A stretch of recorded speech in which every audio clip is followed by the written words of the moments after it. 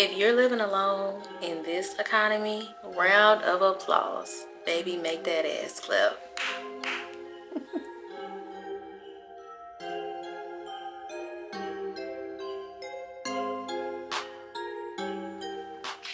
Hey y'all, welcome back. And if you're new here, don't forget to like, comment, and subscribe. As you can tell by the title, I'm going to be talking about my experience and the reality of living alone. I'm going to be dropping some pros, some cons, and some tips as well. But to start off, let me give you a quick backstory of how I ended up living alone. In 2015, I was in college. I moved out to my first college apartment. Me and a close friend, we stayed in the student housing for 2 years. I stayed there a year after I graduated. Then 2017 up until 2022, me and this close friend became roommates and we moved out from student housing and got our own apartment. 2022, if you've been watching, I came to Houston and now I'm here and it's 2 years later. I've been living on my own for 2 years and it's been great and it has had its moments as well. So first, let's get into the pros of living alone, and I got my iPad to make sure I'm keeping up. So pro number one, if you are an introvert, this is your time to shine, baby. You get to do what you want to do. You are alone. You get to decide when you want to be social. It's such a blessing. I'm an introvert and living alone is everything I always thought it was going to be. I also grew up as an only child. I have 2 older siblings, but I grew up in the house alone with just me and my parents. So I'm used to being by myself. So going to college and living with people, having a roommate for several years, baby, trust me, being by yourself is the best thing you can do if you are an introvert. If you've been thinking about it, please figure out how you're going to get your own place by yourself. It will be your time to shine. 2, you're going to have privacy and nobody can tell you what to do. That's another blessing right there. You do what you want to do on your time. If you don't feel like cleaning the kitchen after you cook, fuck it. You ain't got to do it tonight. You don't want people in your house or you just don't want to deal with people for today, you ain't got to answer your phone. Nobody not going to be knocking at your door. There's no roommates. There's nothing going on but the postman stopping by bringing packages. Another great blessing. Tip number 3. You can decorate your space and create your own ambiance and vibe to your liking. That's something that I hands down love. Granted, when me and my roommate was living together, I got to decorate my room how I wanted to. And technically, I decorated the living room how I wanted to too because I picked out the living room furniture. But it's been great being able to just decorate all the rooms in my apartment and do it to my liking. And if you need any inspo, get on Pinterest, even get on TikTok. And some of the girls be doing whole decor videos on YouTube too. And you can get some inspo. And a lot of people are into the nude, beige, undertones look. Not really my vibe. I like brightness. I like color. But all the places I recommended, Pinterest, TikTok, they got good recommendations. You can get some inspo and make your vibe and the ambiance you're looking for come to life. Tip number 4, mental clarity.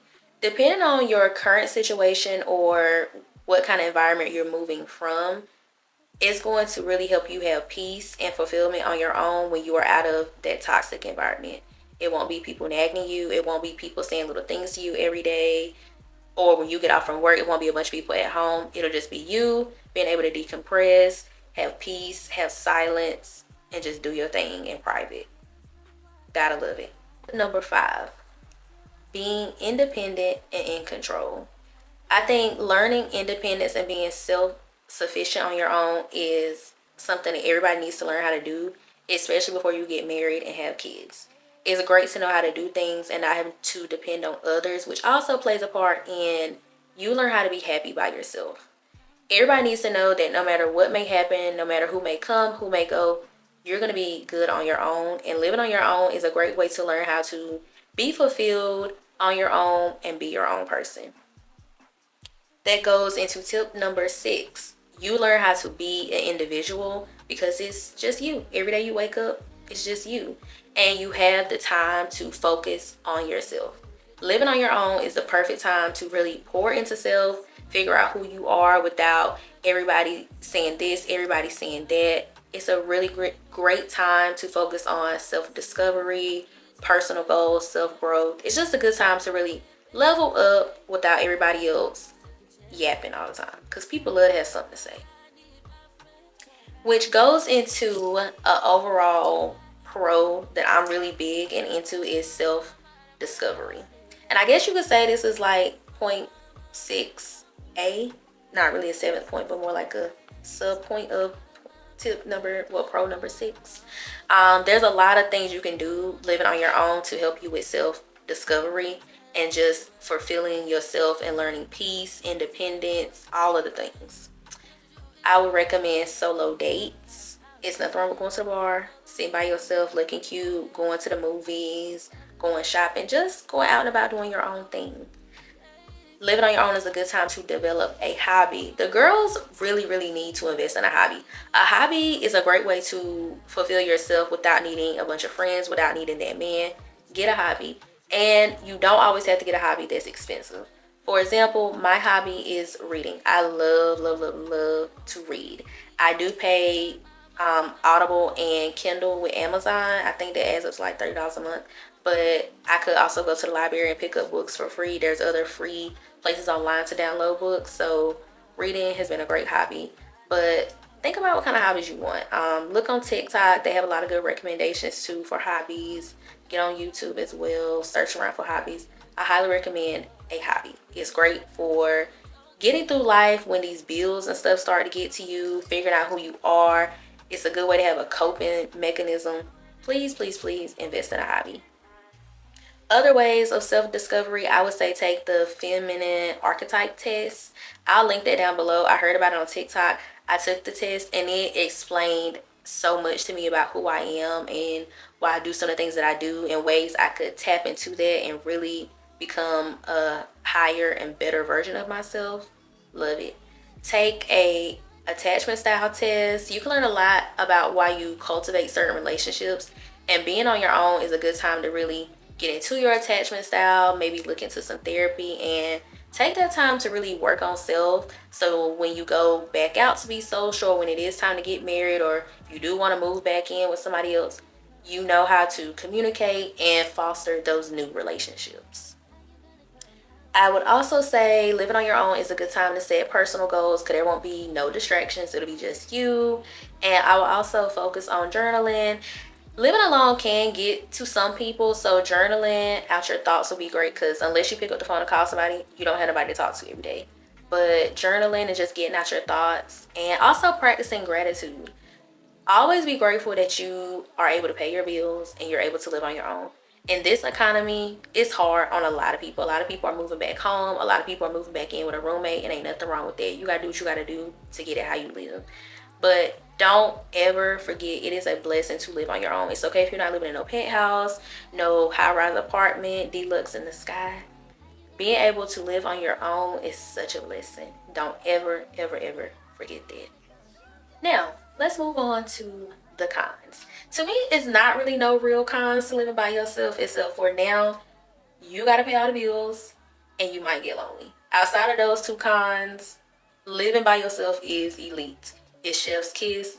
It's the best thing you could probably do for yourself, especially during your 20s or early 30s. When it comes to paying all the bills by yourself, I highly recommend saving before you move out, because if you are living with a roommate or you were living at home, you didn't have to pay no bills.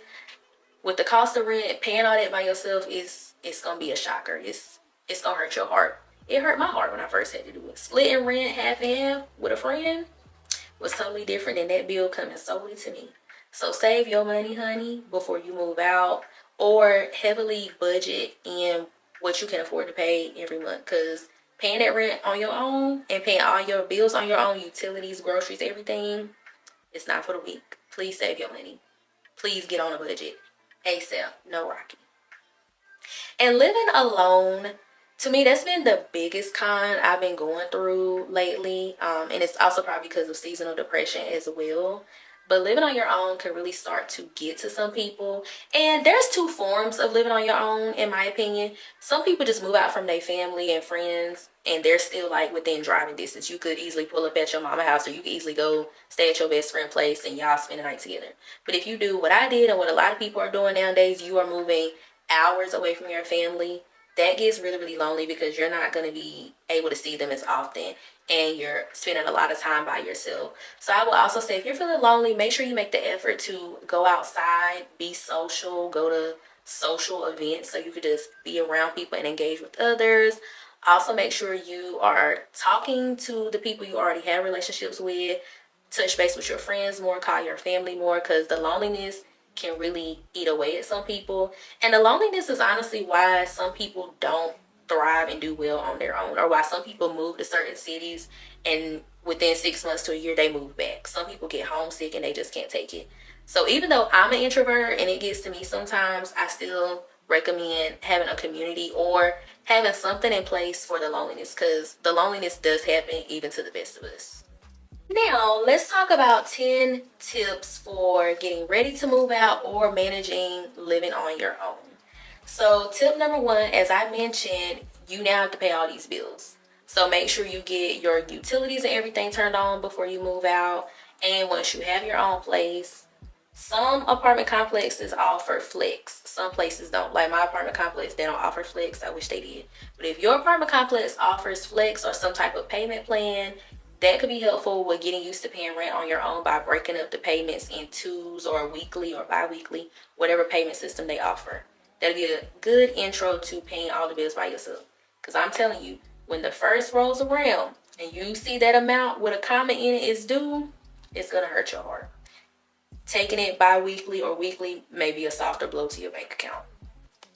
Tip two, I would say buy things in bulk. If you can afford it on Amazon, Sam's Club, BJ, any of them wholesale places, buy certain things like paper towels, toilet paper, laundry detergent. Buy that in bulk.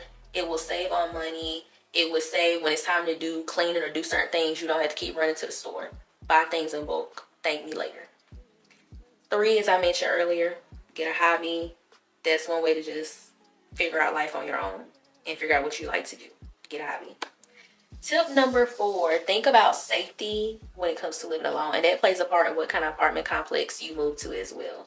Any place that looks like you can't get out your car at night because you're going to be scared, please don't move there, sis. Don't even do it. Don't even play yourself like that. Also, think about getting a door stopper, especially if you live on the first floor. A ring alarm so you can see who's walking past your door when you're getting packages, or if something happens, you can easily view the camera from your phone or talk to whoever's outside through your phone. So think about some safety precautions. Amazon is pretty good about having a lot of safety things that is affordable that you can use at home. Tip number 5, as I mentioned earlier, create a realistic budget.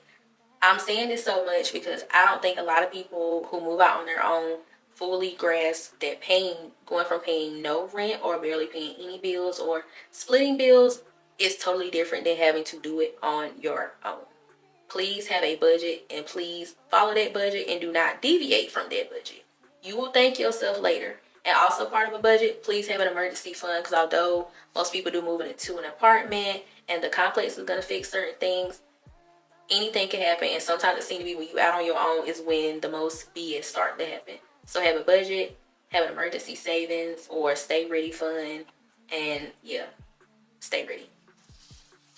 Tip number 6, learn basic skills such as how to do your laundry, how to cook, how to grocery shop effectively.